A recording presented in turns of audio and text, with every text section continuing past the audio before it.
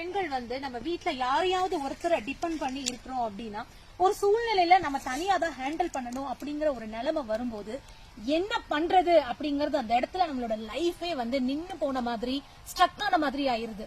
So இன்னைக்கு யாரோட நிலைமை எப்படி மாறும், நம்ம வந்து ஒருத்தரை சார்ந்து இருக்கோம் அப்படின்னா கடைசி வரைக்கும் அவங்க நமக்கு எல்லாமே செய்வாங்களா, அப்படியே செஞ்சாலும் அது நமக்கு சந்தோஷத்தை கொடுக்குமா அப்படிங்கறதெல்லாம் ஒரு பெரிய பெரிய குவெஸ்டின் மார்க் தாங்க.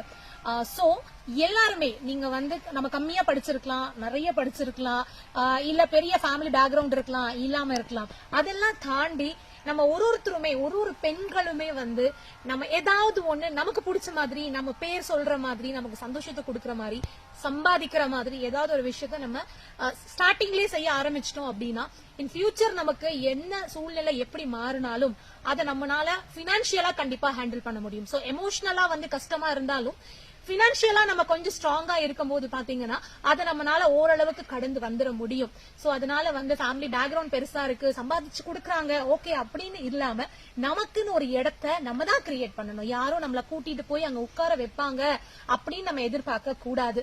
ஏன்னா நானும் ஜீரோல இருந்து தான் இன்னைக்கு ஓரளவுக்கு ஒரு பிசினஸ் எல்லாம் பண்ணி ஒரு நிலைமைக்கு வளர்ந்துட்டு இருக்கோம். பெண்களுக்கு நான் சொல்லணும்னு நினைக்கிறது அதுதான், நம்ம எந்த நிலைமையில இருந்தாலும் சரி நமக்குன்னு ஒரு பேரை நம்ம தான் கிரியேட் பண்ணணும்.